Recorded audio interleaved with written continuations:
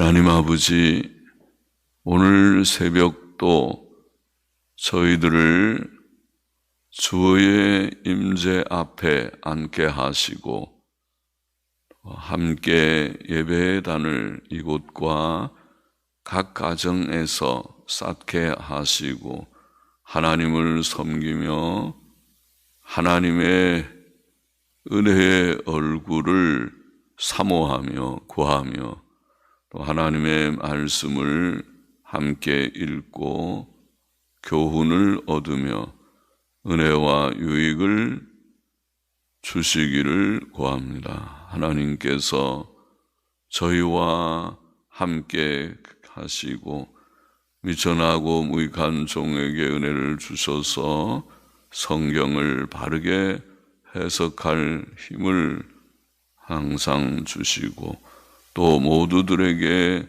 은혜를 주셔서 사모하는 자들마다 하나님의 말씀의 깨달음과 또 교훈의 유익의 복을 주시기를 소원하며 모두들에게 은혜를 주시고 하나님의 말씀을 통해서 하나님 바로 알고 예수님 바로 알고 우리 자신을 바로 알고 인생의 정로를 이해하고 또 바른 길을 걸어서 땅 위에서도 복되고 하나님께서 약속하신 영광에 다 이르게 하여 주시기를 소원합니다. 감사하며 예수님의 이름으로 기도합나이다. 아멘. 역대상 13장은 법궤를 옮겨오고자 했으나 실패한 일을 기록합니다.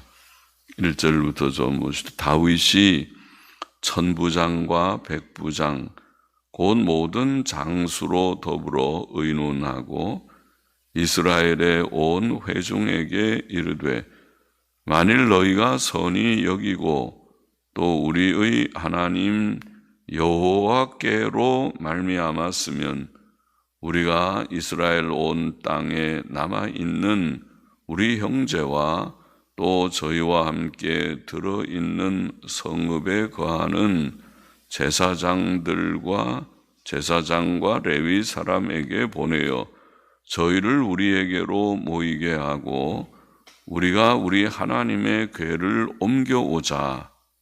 사울 때에는 우리가 궤 앞에서 묻지 아니하였느니라 하며 뭇 백성이 이 일을 선히 여김으로 온 회중이 그대로 행하겠다 한지라.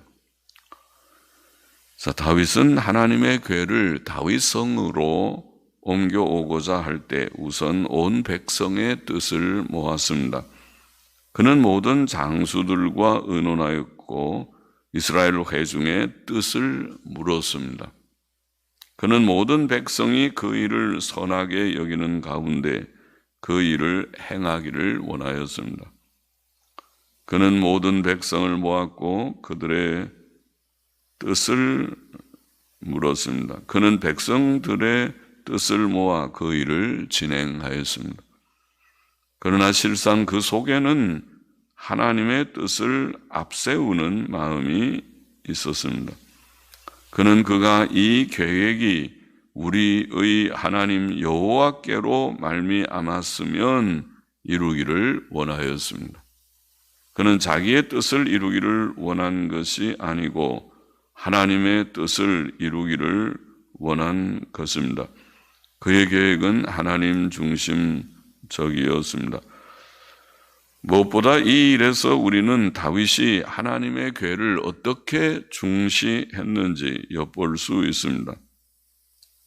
그는 우리가 우리 하나님의 궤를 옮겨오자 사울 때에는 우리가 궤 앞에서 묻지 아니하였느니라고 말했습니다. 그렇습니다. 사무엘상 7장에 보면 블레셋 사람들이 법궤를 빼앗다가 돌려보내고 베스메스 사람들이 그 궤를 들여다보므로 5만 70명이나 죽임을 당한 후 하나님의 궤는 기럇 여아림 사람들이 사는 지역으로 옮겨져 산에 사는 아비나답의 집에 방치되었습니다. 그 후 사울이 왕이 되었고 약 40년간 통치하였습니다. 사도행전 13장 21절에 나와 있는 말씀이죠. 40년 통치라는 것이 구약 본문에는 분명하지 않는데 사도행전에는 그렇게 되어 있습니다. 사무엘상 7장 2절은 궤가 기럇 여아림에 들어간 날부터 20년 동안을 오래 있으니라. 이스라엘 온 족속이 여호와를 사모하니라고 기록합니다. 사울의 때에도 간혹 법궤가 사용되기는 하였지만 사무엘상 14장 18절 같은 말씀을 보면은 그것은 오랫동안 방치되었음이 틀림없었습니다. 그러나 이제 다윗이 하나님의 법궤를 모셔오려고 하는 것입니다. 하나님의 궤는 구약 시대의 성막 제도에서 가장 중요한 기구이었습니다. 거기에는 하나님의 율법과 언약의 두 돌판이 들어 있었습니다. 그것은 법궤이며 언약궤이었습니다. 법궤의 뚜껑은 속죄소라고 불리었습니다. 이와 같이 하나님의 궤는 법궤요 언약궤이며 속죄소로서 구약 시대에 하나님의 백성에게 가장 중요한 거룩한 기구이었던 것이며 다윗은 그것의 중요성을 알았고 그래서 그것을 다윗성으로 모셔오려고 한 것입니다. 그것은 그의 삶이 하나님 중심, 율법 중심, 언약 중심, 속죄의 피 중심임을 보여줍니다. 그것은 사울의 삶과는 달랐습니다. 5절 보십니다. 이에 다윗이 애굽의 시홀 시내에서부터 하맛 어귀까지 온 이스라엘을 불러 모으고 기럇 여아림에서부터 하나님의 궤를 메어 오고자 할세 다윗이 온 이스라엘을 거느리고 바알라 곧 유다에 속한 기럇 여아림에 올라가서 여호와 하나님의 궤를 메어 오려 하니 이는 여호와께서 두 그룹 사이에 계심으로 그 이름으로 일컫는 궤라. 하나님의 궤를 새 수레에 싣고 아비나답의 집에서 나오는데 우사와 아히오는 수레를 몰며 다윗과 이스라엘 온 무리는 하나님 앞에서 힘을 다하여 뛰놀며 노래하며 수금과 비파와 소고와 재금과 나팔로 주악하니라. 자, 회중들의 동의를 얻은 다윗은 애굽의 시올 시내 곧 유다 땅의 최남단 가사와 부엘세바 지역에서부터 최북단 유프라데강 접경 지역인 하맛 어귀까지 온 이스라엘을 불러 모으고 바알라 혹은 바알레 유다 즉 기럇 여아림에서부터 하나님의 궤를 메어 오고자 했습니다. 그것은 하나님의 이름으로 불리는 궤이었습니다. 그는 하나님의 궤를 새 수레에 실었습니다. 그것은 그의 정성 어린 행위이었을 것입니다. 그는 그 기쁘고 의미 있는 일을 위해 새 수레를 준비하였을 것입니다. 그는 그 수레에 하나님의 궤를 싣고 아비나답의 집에서 나올 때에 우사와 아히오는 수레를 몰았고 다윗과 이스라엘 온 무리는 하나님 앞에서 힘을 다하여 뛰놀며 노래하며 수금과 비파와 소고와 재금과 나팔로 조악하였습니다. 9절 보십니다. 기돈의 타작 마당에 이르러서는 소들이 뛰므로 우사가 손을 펴서 궤를 붙들었더니 우사가 손을 펴서 궤를 붙들물 인하여 여호와께서 진노하사 치심에 우사가 거기 하나님 앞에서 죽으니라. 여호와께서 우사를 충돌하심으로 다윗이 분하여 그것을 베레스 우사라 칭하니 그 이름이 오늘날까지 이르니라. 자, 기돈의 다장마당에 이르러서 소들이 뛰었다는 원어는 그들이 소들을 걸려 넘어지게 하였다, 혹은 소들이 넘어졌다, 이런 뜻이거나, 그렇게 번역한 옛날 번역 성경이나 근래에 많이 읽히는 영어 번역 성경은 그렇게 소들이 넘어졌다, 또 혹은 소들이 그 법궤를 떨어지게 하였다. 옛날 고대 아람어 탈굼역이나 또 근래의 권위 있는 NASB 성경은 그렇게 번역을 했었다. 그 법궤를 떨어지게 하였다. 하나님의 법궤가 땅에 떨어지려 했던 것 같습니다. 소들이 넘어졌거나 뛰어서 법궤가 떨어지려고 했습니다. 그때 우사는 손을 펴서 그 궤를 붙들었습니다. 그것은 사람들의 보기에는 정당한 행위처럼 보이지만 하나님의 보시기에는 달랐습니다. 하나님께서는 우사가 손을 펴서 궤를 붙들물 인해 그를 치셨고 우사는 거기 하나님 앞에서 죽었습니다. 여호와께서 우사를 치셨으므로 다윗은 마음이 상했고 그곳은 오늘날까지 베레스 우사라고 불리었습니다. 베레스 우사는 우사를 치심이라는 뜻입니다. 하나님께서는 참으로 두려우십니다. 전에 베셈에서 사람들이 하나님의 궤를 들여다보았을 때에 5만 70명이 죽임을 당했었고 이제 우사가 궤를 붙들었을 때 그 자리에서 즉사하게 하셨습니다. 두려우신 하나님이시죠. 12절 맞아보겠습니다. 그날에 다윗이 하나님을 두려워하여 가로되 내가 어찌 하나님의 궤를 내 곳으로 오게 하리요 하고 궤를 옮겨 다윗성 자기에게 메어 드리지 못하고 치우쳐 가드 사람 오벳 에돔의 집으로 메어 가니라. 하나님의 궤가 오벳 에돔의 집에서 그 권속과 함께 석 달을 있으니라. 여호와께서 오벳 에돔의 집과 그 모든 소유에 복을 내리셨더라. 하나님의 궤는 오벳 에돔의 집에 석 달을 있었습니다. 그런데 여호와께서는 오벳 에돔의 집과 그 모든 소유물에 복을 내리셨습니다.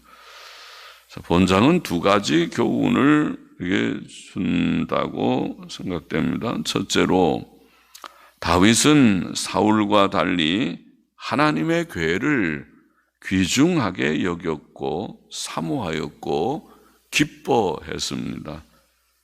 그는 자기 자신뿐 아니라 온 백성들과 함께 그렇게 하였습니다. 또 하나님께서는 하나님의 궤를 짧은 3개월간이지만 맡아 섬겼던 오벳 에돔의 집과 그 모든 소유에 복을 내리셨습니다. 구약시대의 하나님의 궤는 하나님의 임재의 표이었습니다. 그것은 하나님의 율법, 언약, 속죄를 나타내는 복된 기구입니다. 오늘날 하나님의 궤는 무엇보다 신구약 성경이죠. 신구약 성경입니다. 시편 1편 1절로 3절 말씀 우리가 잘 알죠. 복 있는 사람은 오직 여호와의 율법을 즐거워하여 그 율법을 주야로 묵상하는 자로다. 하나님의 말씀, 율법은 구약 성경, 모세오경 당시에 혹은 구약 성경, 구약 성경을 또 우리가 오늘날에는 성경, 신구약 성경을 즐거워하고 그 율법, 그 성경을 주야로 묵상하는 자가 복되다. 얼마나 복된가. 저는 시냇가에 심은 나무가 시절을 쫓아 과실을 맺으며 그 잎사귀가 마르지 아니함 같으니 그 행사가 다 형통하리로다. 아멘이죠. 복된 것을 아름다운 그림 시냇가의 나무에다가 비교했습니다. 시냇물이 흐르고 나무가 시냇가에 자리를 잡으면 나무 중에서는 참 복된 나무죠. 나무는 가물어서 말라 죽는 것 외에는 땅에 뿌리를 내려서 잘 자라고 또 과실수는 열매를 맺고 하면은 그 사명을 다하는 것일 터인데 복된 그런 모습이죠. 이와 같이 우리가 하나님의 말씀을 가까이 하는 자는 시냇물가에 심기은 나무와 같으다. 그러죠. 말씀은 생명의 강수와 같은데 말씀을 가까이 하면 결코 영적으로 메마르지 않고 심령에 컬컬함이 없을 것입니다. 늘 은혜 충만할 것을 믿습니다. 그래서 그 행사가 다 형통하리라. 왜 복되다는 것이죠. 하나님께서 가장 기뻐하시는 삶이죠. 말씀 가까이 하는 삶. 시편 119편 1절도 행위 완전하여 여호와의 법에 행하는 자가 복이 있으며 하나님 말씀들을 가까이 하면서 그 말씀대로 살기를 힘쓰는 자가 복되다. 행위 완전하여 여호와의 법에 행하는 자가 복되다. 또 우리가 잘 아는 요절 시편 119편 165절 말씀 주의 법을 사랑하는 자에게는 큰 평안이 있으니 저희에게 장애물이 없으리이다. 참 좋은 요절이죠. 하나님 말씀을 사랑하는 자는 큰 평안을 주시겠다. 우리가 평안이 참 포괄적인 그런 말이라고 했는데 심령의 평안, 몸의 건강, 경제의 안정, 환경적 평안 그러면은 진짜 행복이죠. 평안하기를 원합니다. 이 세상 사는 동안에 인생으로 살면서 심령에 늘 평안해서 늘 그래도 이 수고로운 세상의 현실 속에서 마음의 평안을 늘 갖고 사는 행복자가 되기를 원합니다. 몸도 건강하기를 원합니다. 또 경제에도 일용할 양식의 궁핍이 없기를 원합니다. 쓰고 남음이 있고 또 어려운 사람들을 구워줄 수 있는, 돌아볼 수 있는 여유가 있는 삶을 원합니다. 환경적 평안까지도 원합니다. 우리 예수 믿는 사람들이 많고 진실히 믿으면 이 나라는 결코 어지럽지 않겠죠. 하나님께서 나라를 긍휼 가운데 지켜주시겠죠. 예수 믿는 사람들 때문에. 그 나라에 예수 믿는 사람들, 예수님 믿는 사람들이 많다면은 그러겠죠. 반대로 요즘 말로 안티가 많다면 기독교를 반대하는, 비아냥거리고 욕하고 또 배격하고 또 핍박하고자 하는, 박해하고자 하는 그런 마음을 품은 자들이 많다면 그 사회는 하나님 앞에 복되지 못하겠지만 초대 예루살렘 교회는 사도의 가르침을 받고, 사도행전 2장 42절에 그런 표현이 있죠. 사도의 가르침을 받고, 그러니까 말씀 중심으로 살았다는 것이죠. 사도의 가르침을 받고 서로 교제하며 기도하기를 전혀 힘썼습니다. 우리는 성경을 귀히 여기며 읽고 듣고 믿고 행하는 자들이 되어야 하겠습니다.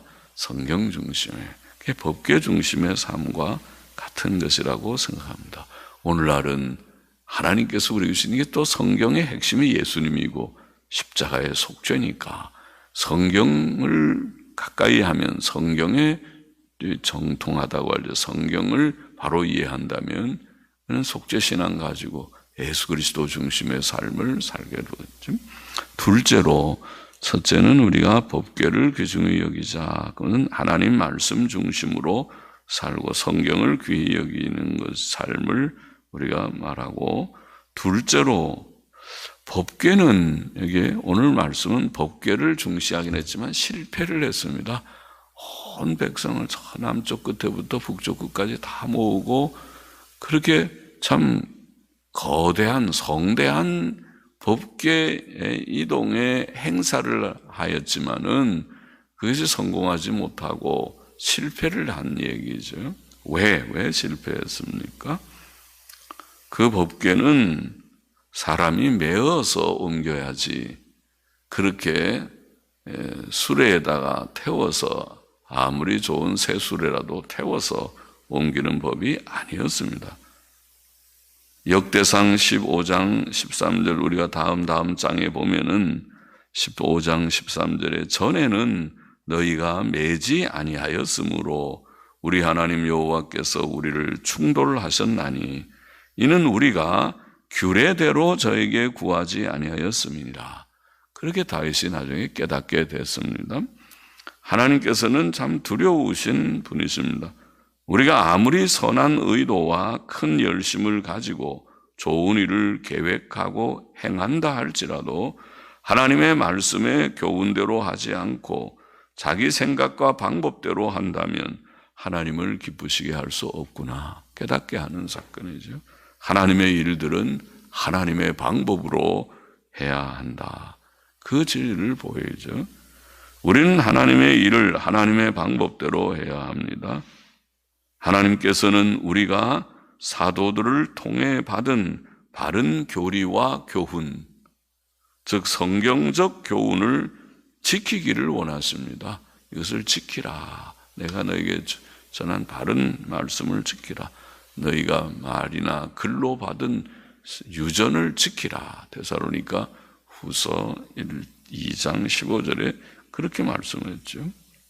오늘날 배교와 타협, 배교의 시대, 자유주의 신학이 들어와서 온 교회들을 어지럽히는 배교의 시대, 타협의 시대, 이거를 비평하고 배제해야 됨에도 불구하고 신학자들이 앞장서서, 목사들이 앞장서서 그 선을 지우고 있고 복음주의자들이라는 사람들이 앞장서서, 그것이 우리가 유명한 빌리그라함은 복음을 전하는 자라고 알고 있었는데 자유주의를 포용하고 천주교를 넘나들면서 천주교에도 내가 전한 복음이 이 천주교에도 있다, 이런 정신없는 말들이나 하고 거기에서 명예박사학이나 받고 이런 일들을 행해서 우리가 비평하는 것이, 그것은 옳지 않은 일이요.